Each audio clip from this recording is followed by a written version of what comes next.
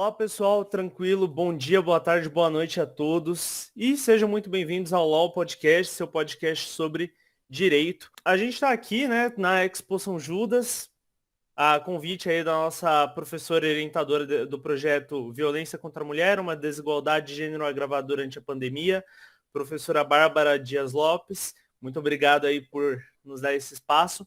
Galera, quem quiser ver esse vídeo na íntegra, porque vai ficar um pouquinho maior, só clicar aqui no QR Code aqui do lado, tá bom? E aí é só apontar a câmera e aí vocês vão ser direcionados para o vídeo no YouTube que vai estar completinho.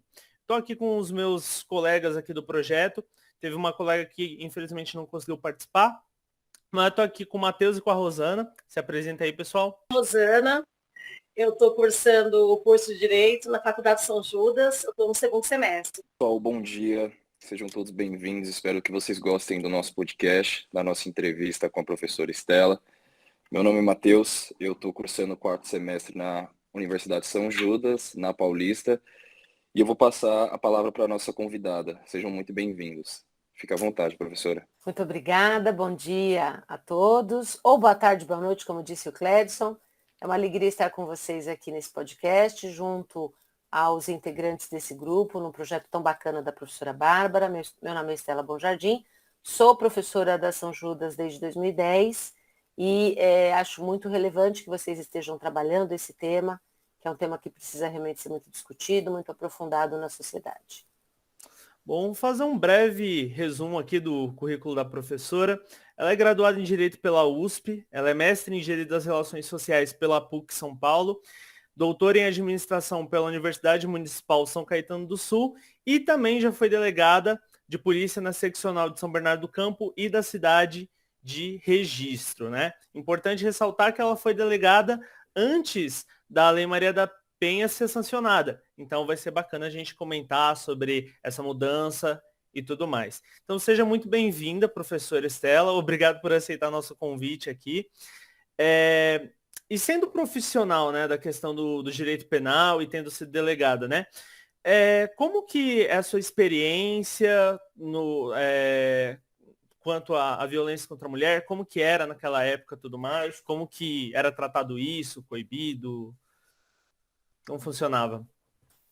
Cledson, eu percebo uma mudança muito grande nessas últimas décadas com relação à questão da violência doméstica, principalmente após o surgimento da Lei Maria da Penha. Então, nós temos culturalmente um problema muito grave de violência intrafamiliar, mas uma violência que sempre foi aceita ou vista como algo corriqueiro, algo normal e algo que não poderia sair das quatro paredes do ambiente onde acontecia. Então, as mulheres não eram estimuladas a denunciar, as mulheres não eram amparadas, muitas vezes, nem pela própria família, e aceitavam essa violência porque não tinham um bom acolhimento ou boas condições de denunciar esses casos que a gente sabe que sempre aconteceram no Brasil. Mulheres submissas, mulheres subjugadas pelos seus parceiros, econômica, socialmente e muitas vezes emocionalmente dependentes deles. Então, antes da Lei Maria da Penha, nós já tínhamos, desde o final dos anos 80, as delegacias da mulher, que surgiram inicialmente a primeira delegacia da mulher na região central de São Paulo, né, na Sé, e a partir daí, com o surgimento das delegacias da mulher na região metropolitana e no interior de São Paulo, essa questão ela ganhou uma importância bastante grande, porque pela primeira vez houve uma ação afirmativa no sentido de acolhimento, direcionamento e apuração desses crimes de um modo especializado. Então, eu reputo que o surgimento das DDMs teve uma importância bastante grande nessa questão da violência contra a mulher, mas ainda faltavam aparatos de atendimento, aparatos legais e políticas públicas nesse sentido. Até o surgimento da Lei Maria da Penha, portanto, não havia o encorajamento ou uma afirmação da mulher como uma pessoa que não deveria aceitar esse tipo de coisa.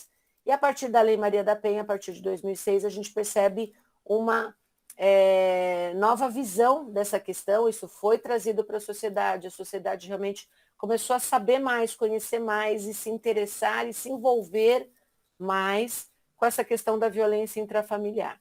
Então, antes da Lei Maria da Penha, a gente tinha uma situação realmente muito diferente da que se vive hoje, embora a violência seja um fenômeno antigo e um fenômeno que permeia a nossa sociedade, as denúncias, sem dúvida nenhuma, e esse empoderamento, vamos dizer assim, da mulher, ele surgiu realmente depois da Lei Maria da Penha. Vai lá, Rosana. Então, eu ia perguntar assim, por que os homens se sentem impunes ao matar suas parceiras?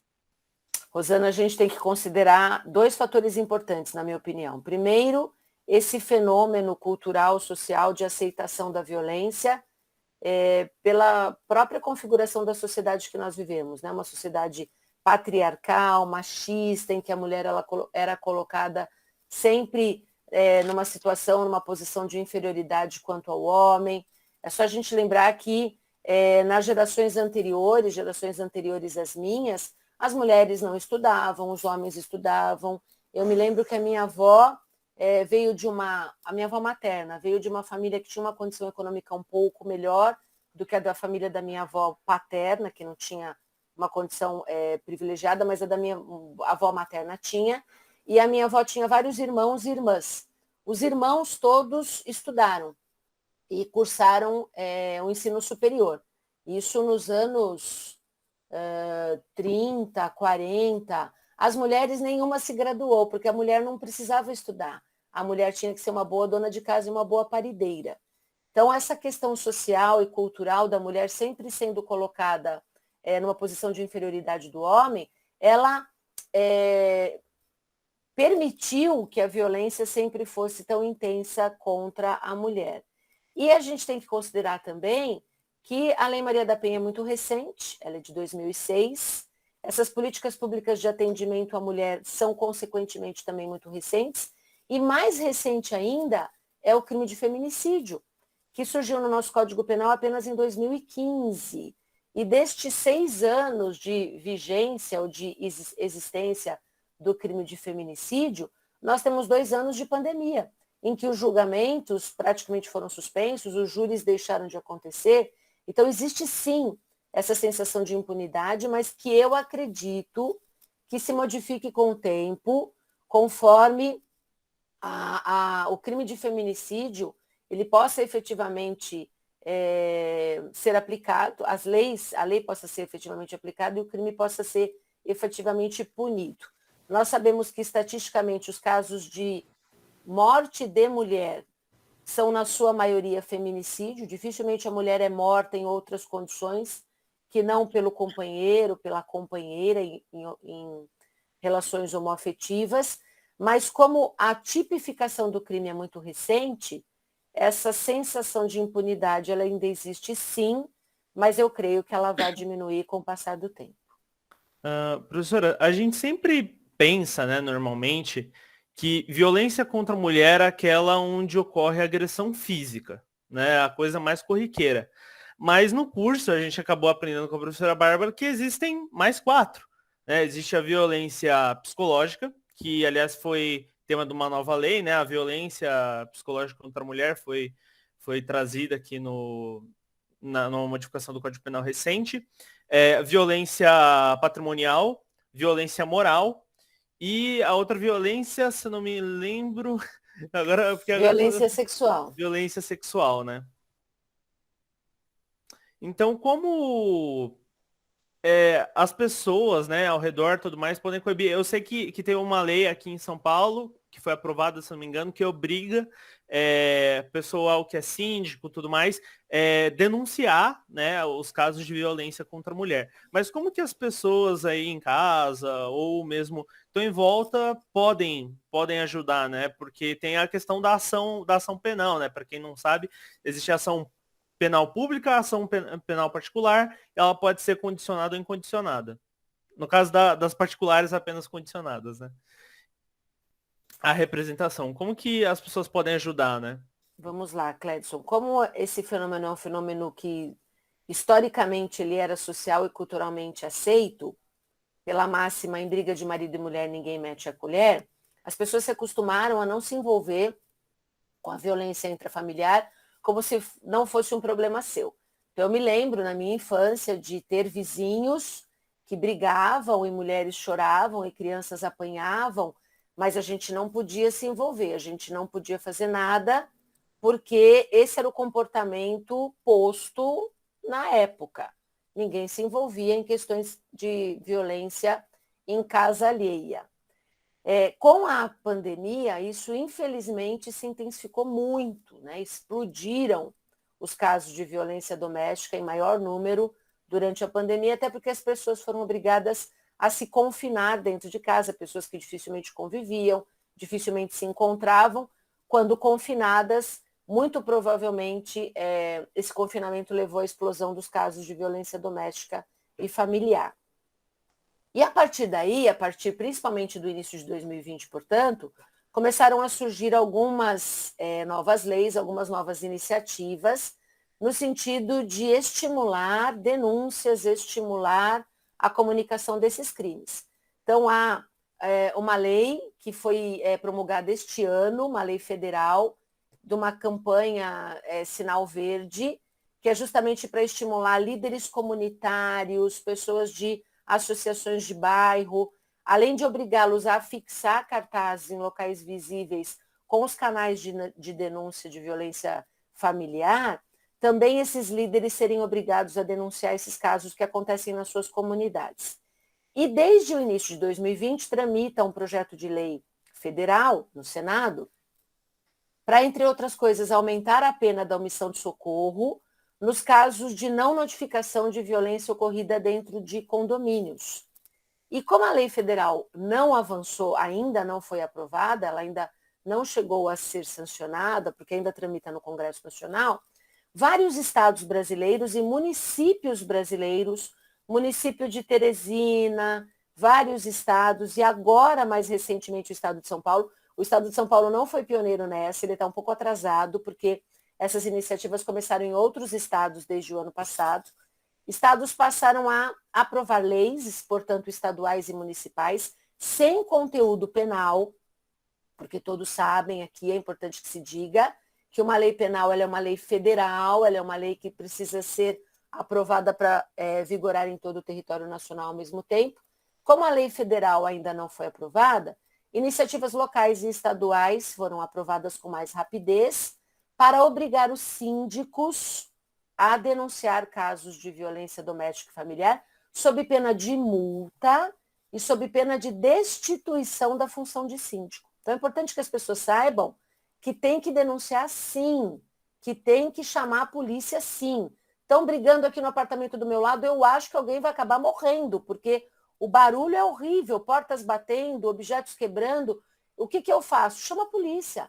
Ah, mas a polícia vai entrar no meu condomínio? Vai. A polícia vai entrar nesse apartamento? Vai meter o pé na porta e vai entrar no apartamento e vai tentar salvar aquela pessoa que pode vir a ser morta caso ninguém faça nada.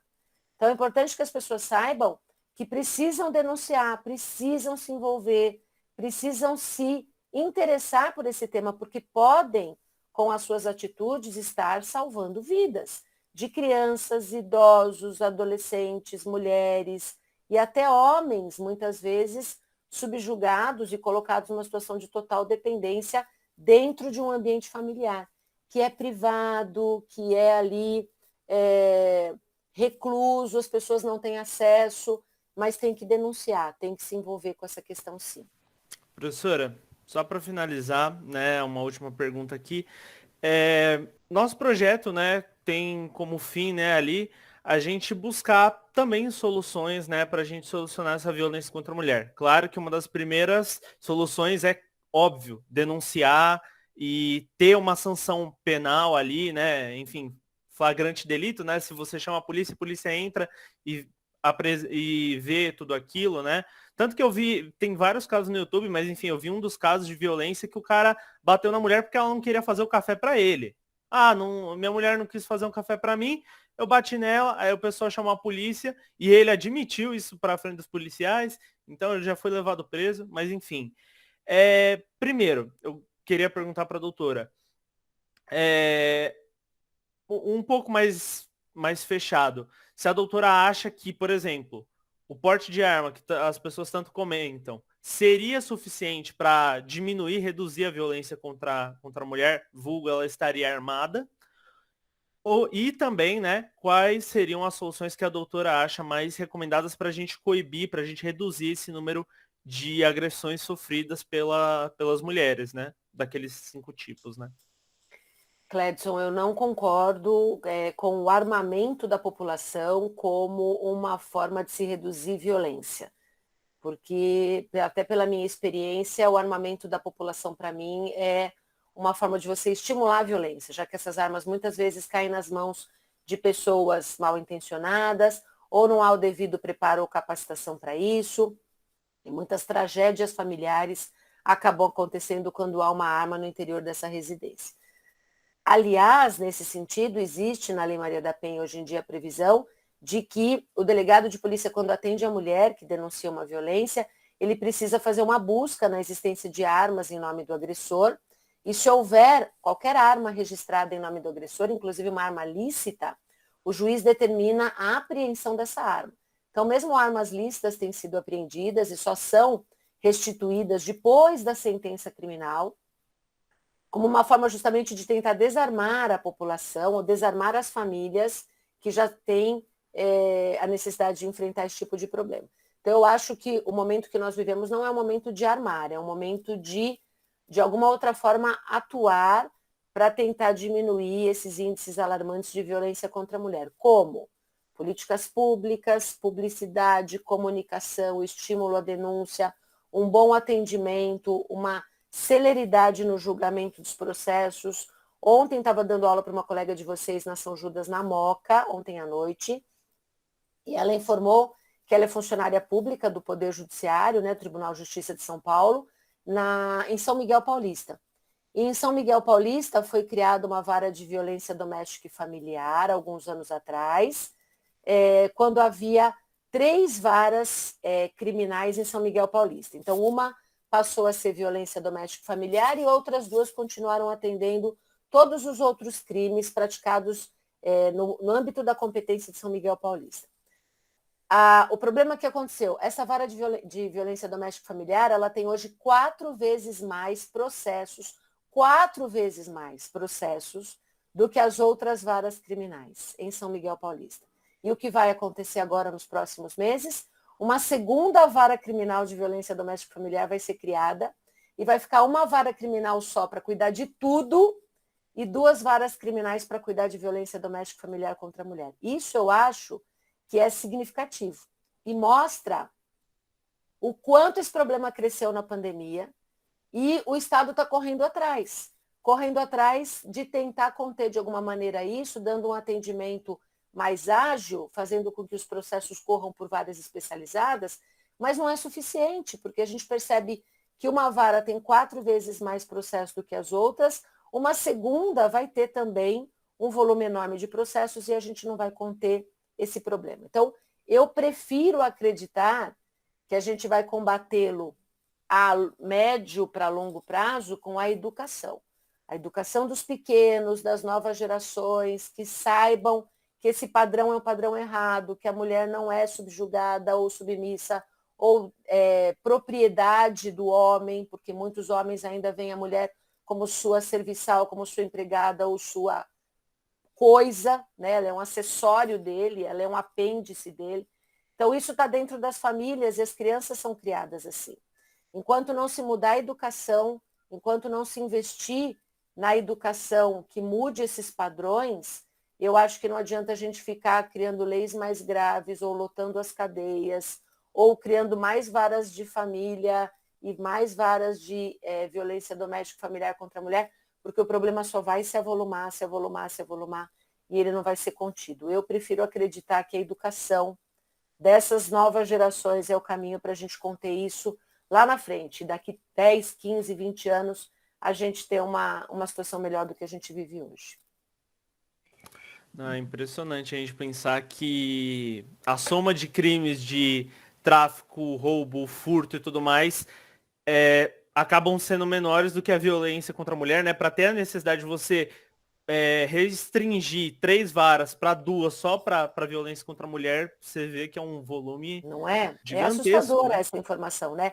E o judiciário está fazendo a parte dele, está avolumando seus cartórios, Mas isso traz uma sensação de menor impunidade, como a Rosana mencionou? Não traz.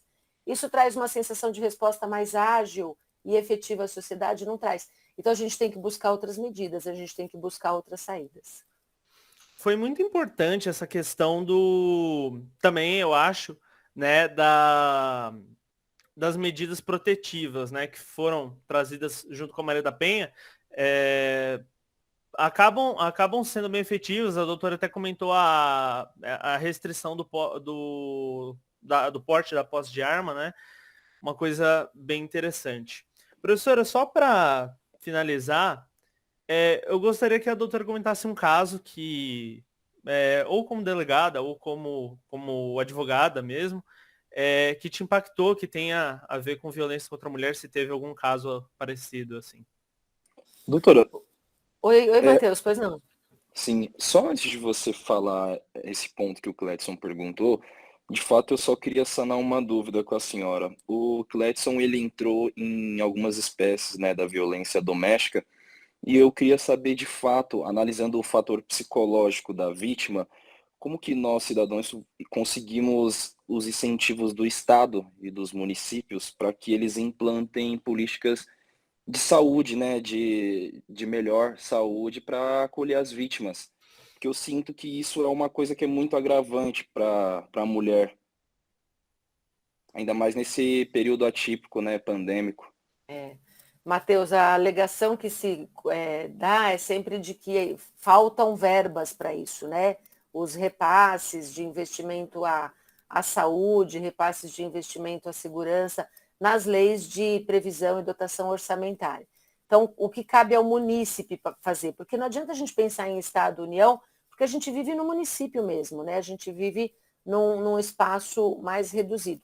Cobrar das autoridades locais que firmem parcerias, convênios com instituições, com empresas. Existem muitas empresas interessadas em investir nisso, mas esses canais precisam ser abertos pelo gestor municipal.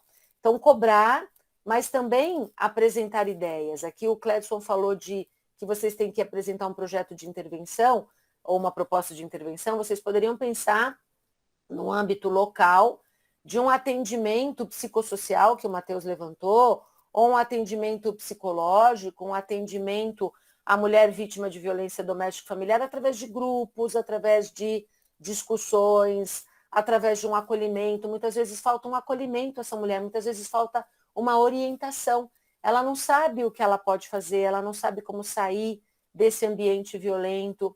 Então, eu acho que a gente precisa, e vocês universitários são muito privilegiados porque têm acesso a essa informação e essa posição que a grande maioria da população brasileira ainda, infelizmente, não atinge. Vocês podem atuar nas suas comunidades, levando informação, cobrando dos gestores municipais, cobrando das câmaras, a criação de leis para viabilizar parcerias com universidades, com empresas, com instituições até estrangeiras de fomento, e existe muito dinheiro hoje em dia para ser investido nesses projetos, mas esses projetos precisam ser apresentados. Então, é urgente combater, informar e acolher essas mulheres que muitas vezes não têm acesso a nada, e eu acho a universidade um polo absolutamente importante para irradiar esse tipo de conhecimento, Matheus, aproximar a população, porque eu vejo que a universidade, se ela não for próxima da comunidade, se ela não atuar dentro da comunidade onde ela está inserida, ela não tem muito sentido, né? Se nós estamos formando profissionais para o mercado, mas são profissionais insensíveis aos problemas da sua comunidade, nós estamos pecando, estamos falhando de alguma maneira. Então, que vocês possam ser multiplicadores, proliferadores dessas informações nos pequenos núcleos onde atuam, na família, na igreja, no clube, no trabalho, na associação de bairro, na vizinhança, no condomínio, falamos em condomínio, realizando reuniões, informações sendo levadas às mulheres. Eu vejo que isso pode trazer efeitos maravilhosos. Em pequenos grupos, a gente consegue multiplicar isso, né? E essa questão que o Cledson pergunta das medidas protetivas de urgência,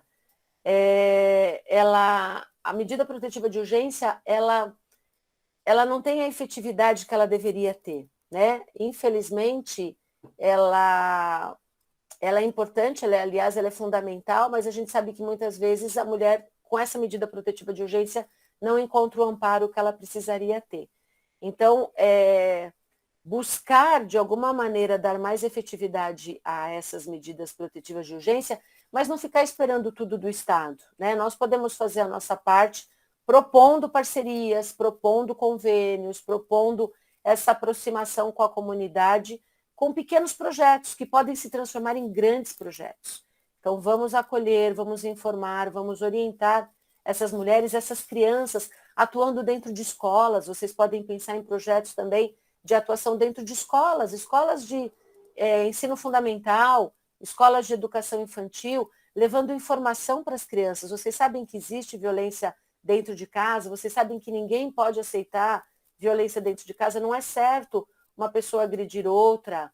Eu acho que por aí a gente conseguiria lentamente, mas de um modo bastante eficaz e verdadeiro, mudar esse estado de coisas.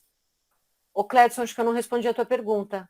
Eu acabei me esquecendo. O que você me perguntou? Eu perguntei para a doutora se tem algum caso, né, É nessa verdade. toda a sua trajetória É verdade. que te marcou bastante, né? Houve vários, né? Vários casos, principalmente os casos sexuais, são os casos muito tristes. Os casos de abuso sexual de meninas e meninos, eles aumentaram muito na pandemia. Meu marido é advogado criminalista há 40 anos e ele nunca gostou de atuar em casos sexuais. Ele sempre recusou. Não faço isso, não faço isso, não faço isso. Agora, na pandemia, ele acabou aceitando, porque ele não teve como recusar, em função do impacto que esses casos trouxeram nele, vários casos de abuso sexual praticado contra crianças, e ele atuando sempre pela vítima, atuando como assistente de acusação, para que a polícia, para que o judiciário faça alguma coisa. Vocês não têm ideia, gente. Quando uma menina ou um menino sofre abuso sexual dentro de casa, e é dentro de casa que esses abusos sexuais acontecem, né? Não é na rua, não é por desconhecido, mas é dentro de casa, essa criança precisa ser submetida a um estudo psicossocial por peritos, peritos do próprio juízo. E como é que são feitos esses estudos psicossociais hoje em dia? Por MIT. Vocês acham que uma psicóloga, um psiquiatra, uma psiquiatra consegue extrair alguma coisa de uma criança que foi abusada através de um MIT, através de uma videoconferência? Sem um olho no olho, sem um acolhimento, sem um carinho. Então, esses estudos psicossociais deixaram de acontecer durante a pandemia, e quando acontecem, tem acontecido através de uma videoconferência. E é claro que não vai se apurar absolutamente nada, que essa criança não vai revelar nada para uma tela, e depois dessa tela uma pessoa estranha lhe fazendo perguntas. Existe a necessidade de você conduzir isso com todo cuidado, com todo carinho, com toda atenção, para não vitimizar e não fragilizar ainda mais essa criança. Então, os casos sexuais, eles são muito graves e eles aumentaram muito durante a pandemia, mas eu me lembro, Cledson, logo que eu ingressei na polícia, eu tinha 23 anos, quando eu passei no concurso para delegada de polícia e fui atuar em registro. E eu fui designada para atuar na DDM de registro, e lá eu permaneci por 6 meses. E eu me lembro de uma mulher de um nível socioeconômico muito mais elevado. Registro, na época, era uma cidade muito pobre. O Vale do Ribeira, até hoje, é a região mais pobre do estado de São Paulo, né? Sempre foi uma região desguarnecida de tudo, e ainda é a região menos desenvolvida do estado de São Paulo. E isso que eu estou contando para vocês aconteceu há 25 anos atrás. Então, era uma região, na época, muito pobre, e uma mulher, esposa de um comerciante, um dos comerciantes mais abastados da cidade, depois de sofrer calada por muito tempo, resolveu procurar a DDM e denunciar violências físicas que eram praticadas pelo marido contra ela. E ela só criou coragem de denunciar o marido depois que ela havia criado os filhos, Rosana, porque enquanto os filhos eram pequenos, ela tinha muito medo dele tirar os filhos dela, já que ela dependia economicamente dele, e dele mandá-la embora e não deixar ela com nada, e ela ficar sem ter como sustentar os filhos, ou pior, perder os filhos, que era o maior medo dela. Então ela aguentou calada durante mais de 15 anos, e ela um dia explodiu, não aguentou mais e chegou na delegacia. E ela trouxe para a gente marcas que ela tinha pelo corpo, antigas já, queimaduras de ponta de cigarro, ela tinha cicatrizes pelo corpo, ela tinha mordidas profundas com cicatrizes, e ela jamais havia procurado atendimento, por medo, por dependência econômica, e principalmente por medo de perder os filhos, por medo de que ele, como ele tinha dinheiro, que ele tirasse os filhos dela e ela ficasse afastada dos seus filhos. E nesse dia que ela nos procurou, havia tido uma discussão, ele bebia muito e ele bêbado se tornava um cara muito agressivo, ele havia mordido os seios dela, não os mamilos, mas as mamas, mordidas tão profundas que ela tinha feridas nos seios, provocadas pelas mordidas dele. E ela não procurava atendimento médico, porque se ela procurasse atendimento médico, a cidade, que era muito pequena, saberia o que ela vivia, teria que denunciar o que ela sofria. Então, ela aguentou calada por mais de 15 anos, fazendo curativos em casa, cuidando das cicatrizes e dos ferimentos que ele provocava. Ela tinha cortes na cabeça já cicatrizados, ela tinha marcas de queimadura nas costas e ela nunca usava maiô, biquíni para não mostrar isso em público. Então, imaginem o que é uma mulher, por mais de 15 anos, trazer no seu corpo e na sua alma todas as marcas dessa violência, aguentar isso calada por uma dependência econômica, dependência psicológica, dependência emocional e o medo de perder os filhos. Aí os filhos já estavam na fase pré-vestibular, já iam cuidar das próprias vidas e iam sair de lá, porque na época não tinha faculdade nenhuma lá, então ela sabia que os filhos iam ter que ir embora. Ela resolveu denunciar, pensando, agora, se ele tirar meus filhos de mim, eles já sabiam escolher, eles já estão crescidinhos, eles vão embora, eu vou embora junto com eles.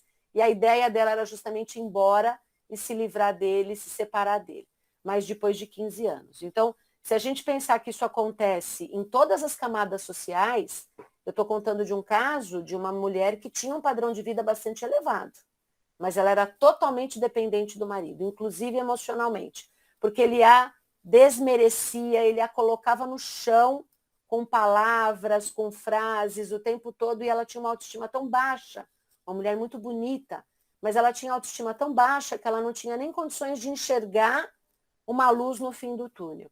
E o basta foi o momento em que ela percebeu que os filhos poderiam sair de casa para estudar e ela poderia finalmente se libertar dessa prisão que ela vivia nos últimos 15 anos. Então, são casos terríveis, Cledson, e é muito difícil a gente ouvir essas histórias e não se emocionar com elas, por elas, né? E não se tocar e não querer tomar alguma atitude mais drástica. Mas aí o que nos cabe fazer? Aplicar a lei. Então, prenda, apura, inquérito policial. Mas esse foi um caso que me marcou, pela pessoa que denunciou, pelo que ela sofreu esse tempo todo, porque ela era uma pessoa que fugia à regra naquela região tão pobre, e ainda assim, tendo um bom padrão de vida, ela aguentou durante muito tempo tudo o que aguentou. Bom, professor, enfim, esse caso, realmente, eu tava conduzindo aqui a nosso podcast mó feliz aí, agora porque é bem impactante, né? Mas, enfim, professora... Mas é importante, né, Cledson? Sim, Justamente para claro chamar que a é. atenção das pessoas. Claro que é. Nossa, mas, enfim, professora, muito obrigado de verdade por ter participado com a gente nesse bate-papo. A gente teve alguns problemas aqui, o pessoal que está vendo aqui não viu, mas a gente teve alguns problemas. Mas, enfim, a gente conseguiu. Muito obrigado, professora Estela, de verdade. Sei que a professora Bárbara e vocês são grandes amigas aí, trabalham juntas e tudo mais. Então, primeiramente agradeço, né? Não tive a oportunidade no outro semestre agradecer de novo pela excelente instrução das duas professoras. E também agradecer especialmente a doutora por ter aceitado o convite de conversar com a gente. Eu que agradeço, viu, Cledson? Quero cumprimentar aqui a minha amiga, professora Bárbara, que desenvolve um trabalho lindo, é uma grande apaixonada pelo direito penal como eu. Nós formamos um time de mulheres do direito penal, um time muito bacana. Quero agradecer a oportunidade, foi muito bom estar com vocês, estou sempre à disposição, desejo muito sucesso a vocês, desejo que vocês sejam verdadeiros transformadores desta e de outras realidades que exigem uma atuação tão importante do estudioso do direito, do operador do direito. Eu vejo o direito como, hoje, cada vez mais, né, quando se fala em profissões que vão se extinguir, eu vejo o direito como um curso que jamais vai se extinguir, porque ele é o que briga mesmo pela sociedade, aquele que está perto do cidadão, é aquele que se preocupa. Quem gosta de pessoas acaba se interessando pelo direito, né? Nós somos pessoas que gostamos de pessoas, nós somos pessoas que nos interessamos e nos importamos com o outro. Então, que esse se importar com o outro seja para vocês sempre uma forma de transformar a vida das pessoas. Muito obrigada, viu, Rosana, Matheus, Cledson, pelo convite. Eu desejo muito sucesso a vocês nessa apresentação, no curso e também na atuação profissional.